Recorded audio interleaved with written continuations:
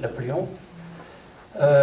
Et ce qui nous intéresse surtout, c'est la colonne des délais. Donc vous voyez qu'il a fallu de l'ordre de 1 million d'années pour atteindre le premier milliard, et qu'ensuite ça s'est accéléré, puisqu'il a fallu 123 ans pour le deuxième, etc. Et donc aujourd'hui, on est sur un rythme d'1 milliard d'êtres humains supplémentaires tous les 12 ans. Vous voyez, par rapport aux millions d'années de départ, ça va vraiment très vite. Alors le pointillé en rouge, c'est dessous, en fait, ce sont les projections de l'ONU. Donc vous voyez qu'on est toujours sur le rythme des 12 ans. Ça va heureusement se ralentir. Et finalement, donc, on sera donc 11 milliards en 2087. Alors en réalité, sous les pointillés, donc sur les projections, ces projections, elles sont revues, réactualisées tous les 2 ans l'été. Et donc, c'est ce qu'on appelle la projection moyenne. Et là, l'ONU ne s'intéresse pas aux milliards en soi, c'est 2 dates charnières, donc le milieu du siècle, 2050, et la fin du siècle, donc 2100. Et là, s'il y a deux chiffres à retenir, c'est donc les 9,8 milliards de 2050 et les 11,2 de 2100. Alors, c'est encadré par 2 courbes, donc une haute qui est assez catastrophique et une basse, par contre, qui pourrait être plus intéressante. Mais bon, donc on n'en parlera pas ici. Alors comment est-ce qu'on peut augmenter aussi vite? Eh bien, je vous ai mis ici le solde. Donc on est 215 000 personnes supplémentaires sur la planète tous les jours. Donc solde de naissance moins décès. Bon, ça correspond à une ville de la taille de Rennes qu'il faudrait éventuellement construire, bien que la moitié au moins des nouveaux venus sont dans les campagnes ou dans des bidonvilles, donc on ne construit pas particulièrement. Et tous les ans, ben voilà, il faut absorber un pays de la taille de l'Allemagne ou de la Turquie. Donc c'est quand même assez impressionnant. Et donc, on passe maintenant au rapport donc, avec le réchauffement et essentiellement les émissions de CO2. Donc je vous avais mis ici un bilan, ça a déjà été un peu dit. Donc vous voyez là, donc, tout ce qui concerne les industries, le chauffage, les transports, etc. Donc 87%. Les usages des sols, changement d'usage des sols, 13%, et puis les puits, donc puits océaniques, 22%, les puits naturels, et donc ce qui subsiste dans l'atmosphère. Enfin bon, ça c'est, vous le savez. Et ça passe plus. Ah, ça y est. Donc, dans des choses que vous connaissez, moi je ne savais pas exactement ce que vous savez ici. Donc, là vous avez l'évolution donc du CO2 atmosphérique au fil du temps, donc sur plusieurs centaines de milliers d'années, donc c'est tout à fait normal que ça évolue. Et effectivement, depuis les années 50, on est passé au-dessus des 300 parties par million, et on en est à 400, enfin du moins en 2017. Donc ça c'est normal. Ici, vous avez, parce ce qui est normal, c'est ce qu'il y avait avant, c'est pas la remontée évidemment, sur une durée beaucoup plus courte, donc depuis le début de notre ère, donc vous voyez que c'est relativement stable pendant 1600, 1700, 1800 ans même, et puis que ça part en flèche vers la fin de la période. Et alors, évidemment, cette courbe, elle a une certaine allure, et en fait, si on prend la courbe d'augmentation de la population, c'est exactement la même. Donc évidemment, le rapport, il se fait assez vite. Et donc, puisque la population donc, joue un grand rôle, j'ai regardé ici les 3 pays qui ont en commun d'être les plus peuplés et d'être les plus émetteurs. Donc à eux 3 représentent 41% de la population et 48% des émissions. Donc si déjà on travaille sur ces pays, on a vu déjà une grande partie du problème. Et donc, la population... Donc l'ordre, c'est la Chine, donc avec 1400 millions, c'est-à-dire 1,4 milliard, l'Inde, 1,3 milliard, et les USA, 320 millions. Le pays qui vient ensuite, c'est l'Indonésie. Vous voyez que la Chine, dans cette période, donc 1960 à 2014, c'est les années des statistiques dont on dispose. Donc ça fait 54 ans, la population de la Chine a été multipliée par un peu plus de 2, de l'Inde, quasiment 3, les États-Unis, donc 1,7, 70%. Pour vous donner une idée, la population de la France pendant la même période a augmenté, donc a été multipliée par 1,4, ça a augmenté de 40%. Donc vous voyez ici que ces augmentations de population, bon, c'est énorme en fait, et c'est surtout énorme quand on parle déjà pour la Chine de 650 millions, ben, quand c'est multiplié par 2, évidemment, on dépasse le milliard. Voilà. Donc ça, c'est une grande incidence sur les émissions. Alors on regarde maintenant les émissions. Donc là aussi, c'est les 3 premiers pays émetteurs. Donc d'abord la Chine, ensuite les USA, donc c'est pas tout à fait le même ordre. Hein. Et l'Inde ensuite. Donc on voit effectivement la Chine, qui est devenue la tueuse du monde, avec une multiplication des émissions par 13, les USA donc quasiment par 2, l'Inde par 16, mais comme elle part de très bas, elle reste encore en dessous. Et donc ce qui est intéressant, c'est de regarder, de faire le rapport entre ces émissions et la population pour arriver aux émissions individuelles. Alors les émissions individuelles, alors là, l'ordre change, et puis ce ne sont plus les premiers pays qui émettent en individuel, hein. On verra, ce sont les pays du Golfe. Donc les USA émettent de nos jours donc 16 tonnes par habitant, la Chine donc 7, l'Inde en gros 2. Ce qui est intéressant, c'est de voir le coefficient d'augmentation. Donc pour les USA sur cette période, en fait, vous avez 10% d'augmentation. Alors pourquoi simplement 10% ? Ben parce que en fait, la production est externalisée, hein, c'est ce qu'on a dit, c'était un peu cité tout à l'heure. Par contre, donc, pour la Chine et l'Inde, en gros, un facteur 6, donc ça a été multiplié par 6, et on en tire comme conclusion que jusqu'à maintenant, quand un pays se développait, on peut espérer que ça se passe différemment, mais ça se faisait à base d'énergie fossile et donc d'émissions de CO2. Donc on a vu dans les deux cas l'importance de la population, malgré tout, historiquement, et puis l'importance du développement. Et donc, bon, je vous ai mis des photos de ce qui se passe à Pékin. Donc voilà, ils ne vivent pas tous les jours, mais enfin assez régulièrement sous une espèce d'épais brouillard. Bon, ils peuvent toujours se consoler en regardant les images sur écran géant. Et puis donc le pic de pollution qu'il y a eu à New Delhi il y a le mois dernier. Et ensuite, donc, je vous ai dit que c'était les États du Golfe qui émettaient le plus par personne. Donc, vous voyez, si on prend cette région, qu'on rajoute l'Arabie Saoudite et puis les petites monarchies, la région est en 6e place. Donc, derrière, on a vu tout à l'heure la Chine, les USA, l'Inde. Au milieu, donc, Russie, Japon, dont je ne parle pas. Et on est à 22 tonnes par personne et par an d'émissions de CO2. Alors, on regarde l'évolution de la population. Donc là, c'est flagrant. La population dans la période est multipliée par 10. Alors c'est géant, 10, hein, parce que si on prend le cas de la France, la population qui vit sur le territoire français a été multipliée par 10, mais en 2000 ans. Donc là, vous voyez, c'est en 54 ans, donc c'est énorme, et les émissions ont été multipliées par plus de 90.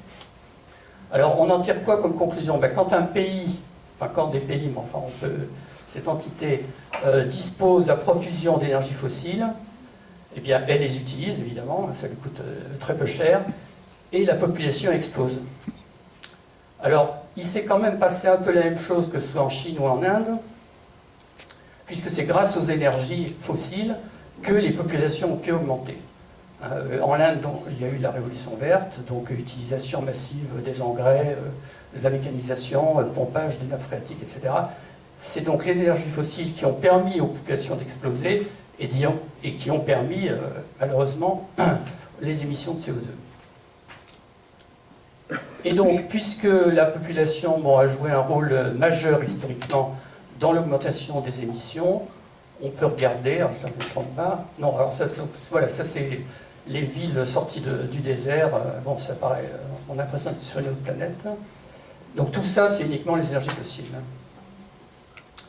Et donc, voilà, qu'est-ce qui va se passer d'ici à 2100 au niveau de l'augmentation de la population ? Donc, vous avez, j'ai pris l'Amérique du Nord dans son ensemble, 130 millions de personnes supplémentaires. Donc, si les émissions des Américains du Nord ne baissent pas, elles vont baisser forcément, mais elles sont, on a vu tout à l'heure en gros à 16, malgré tout, 130 millions, ça compte. Pour l'Amérique du Sud, dont les émissions ne sont pas énormes, 70 millions, on va les négliger. Pour l'Europe, baisse de population prévue. Bon, ça c'est moins sûr parce qu'il y a quand même tous les problèmes migratoires, mais enfin peu importe. Donc pour nous, il n'y a pas d'influence là. Toute l'Asie, donc 270 millions de personnes supplémentaires avec des émissions de 4,5 actuellement. Bon, est-ce que ça va baisser? On va espérer, mais enfin, ça peut jouer. L'Océanie, on la laisse.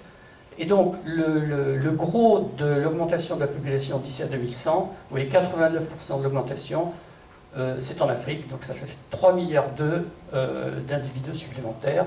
Et donc, on va voir dans quelle mesure ça peut jouer.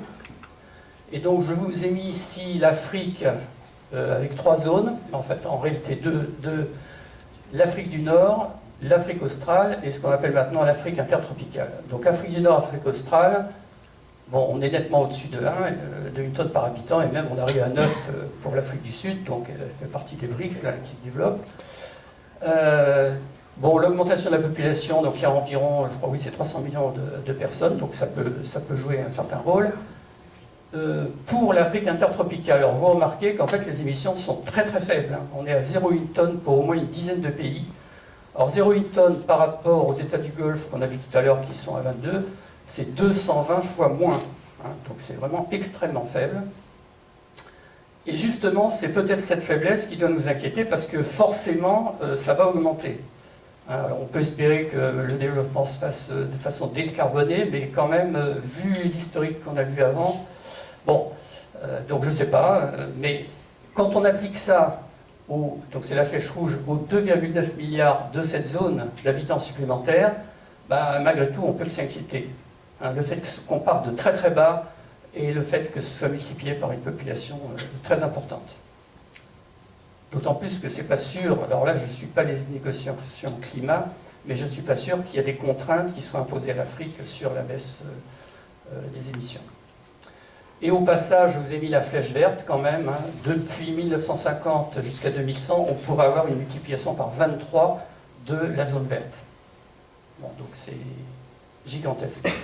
Alors sans parler de tous les problèmes écologiques liés, moi je m'intéresse ici que au réchauffement. Hein. Alors qu'est-ce qui va se passer au niveau de l'eau, au niveau de l'agriculture, de la faune sauvage, des espaces, des conflits, etc. Bon, ça c'est pas notre question, hein, c'est juste l'histoire du réchauffement. Alors maintenant, plusieurs choses. Une question, oui. Est-ce que ces chiffres ils restent valables si on tient compte que les zones vont devenir désertiques et que les gens vont bouger? Oui, alors, vous avez raison, il n'est pas du tout sûr que toutes ces personnes restent sur place. Déjà, il y a toutes les migrations intra-africaines, donc c'est déjà le cas, il y en a qui vont en Amérique du Sud, il y en a qui vont en Afrique du Nord pour travailler, etc. Oui. Et effectivement, dès qu'on se déplace, ça je voulais y venir après, mais je peux revenir tout de suite, si on va dire un paysan qui émet 0,1 tonne, et même moins d'ailleurs éventuellement, de CO2, s'il migre, par exemple même en Europe ici, il peut se retrouver à émettre au bout de quelques temps, alors pas immédiatement parce qu'au début il est dans la galère, mais s'il s'intègre, s'il trouve du boulot, etc., qu'il a sa famille, il peut passer à 5 tonnes. Donc oui, les migrations, ça joue un rôle, ça peut jouer un rôle. Mais les 4 milliards en 2100, oui. En gros il est fictif parce qu'en 2050 ce sera peut-être 2 milliards. Oui. Et ils vont mourir parce qu'il n'y a plus d'eau. C'est possible, et enfin, disons qu'actuellement, les projets... C'est pas qu'ils vont mourir, mais en Europe... Non, il peut y avoir des scénarios catastrophes. Disons que là, c'est l'ONU, les démographes de l'ONU, bon, on peut éventuellement faire confiance, d'autant plus que... Bon, alors, sur 2100, il faut reconnaître que c'est quand même assez éloigné. Sur 2050, les projections sont vraiment sûres, c'est dans 33 ans. Il y a une grande partie des populations qui sont jeunes et encore en âge de procréer, etc. Donc, pour 2100, bon, ce sont des hypothèses, quoi. Mais donc j'ai travaillé sur les hypothèses de l'ONU. Et donc je reviens à cette histoire de l'urbanisation. Donc vous voyez, aujourd'hui, j'ai revu dans le métro là tout à l'heure, donc le 54%, il est bon, de la population vit en ville en 2017. En 2050, on annonce 70%. Alors donc j'ai fait un calcul tout bête, hein, j'ai dit, je prends 70% des 9,8 milliards de 2050, j'enlève les 54% des 7,5 actuels, ça fait 3 milliards d'urbains supplémentaires.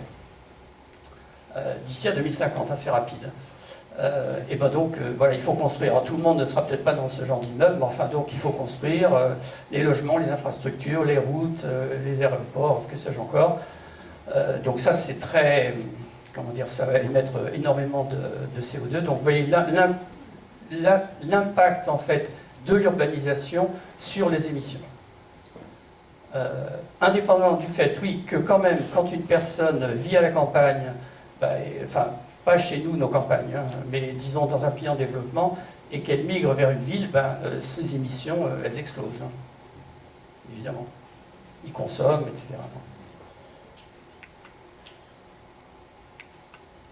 Alors de même, voilà, ces 3,6 milliards supplémentaires, il va falloir les nourrir. Là, des nouveaux arrivants. Et puis, vous savez qu'il y a en gros 800 millions à 1 milliard de personnes qui souffrent de la faim. Donc, il va falloir nourrir correctement 4 milliards de personnes supplémentaires. Bon, qu'est-ce que ça va provoquer au niveau des émissions? Certainement plus d'émissions. Hein. Tout dépend si on reste sur une agriculture intensive, mais il y a de grandes chances, malheureusement. Il va falloir évidemment de l'eau pour arroser, etc. Donc là, il y a beaucoup d'émissions qui seront liées à ça, puisque l'eau, il faut la puiser. Je vous ai mis aussi l'impact en fait, des catastrophes climatiques.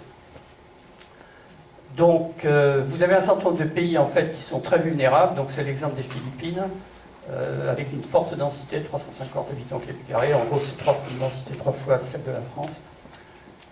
Donc, ils vivent sur 2000 îles. Et à chaque fois donc il y a un événement climatique comme ça, déjà il y a 1000 morts, 2000 morts, etc. Donc ça c'est catastrophique. Ensuite, heureusement, il y a les secours, donc il y a des avions, des cargos, machin qui se déplacent pour apporter donc tout ce qu'il faut aux populations. Et puis ensuite, il faut reconstruire. Donc c'est un petit peu l'histoire de l'urbanisation. Et donc on émet à nouveau des gaz à effet de serre. Ça va s'accumuler et ça provoque une espèce de cycle infernal qui se met en route. Alors pour ce qui est des migrations climatiques, c'est un peu pareil. Vous avez donc des pays qui sont très vulnérables. La photo d'ailleurs en l'occurrence, je ne crois pas que ce soit le Bangladesh, mais donc le cas qui est souvent cité, c'est celui du Bangladesh. Donc le Bangladesh, c'est 1100 habitants au kilomètre carré. Donc en gros, si la France avait la densité de population du Bangladesh, on serait 660 millions. Donc oui, c'est totalement invivable pour nous, hein, mais pour eux vivre comme ça. Hein. Donc si la moitié du Bangladesh est envahie par les eaux, et c'est un peu d'ailleurs ce qui est prévu, enfin peut-être un tiers ou la moitié, clairement c'est impossible, ils ne peuvent pas rester, donc ils s'en vont. Alors d'ailleurs ils commencent déjà à partir. Donc voilà, migration climatique. Imaginez que ce soit la France par exemple qui soit envahie, la moitié de la France envahie par les eaux, vous avez la moitié des Français qui vont dans le côté. Bon, c'est un peu fictif parce qu'en fait il y a des grandes villes, etc. Mais peu importe. Nous on est à 116 habitants au kilomètre carré. Bon, si on se regroupe dans toute la population sur l'autre versant, on va se retrouver donc à 300 et quelques, non, même pas 230, un truc comme ça.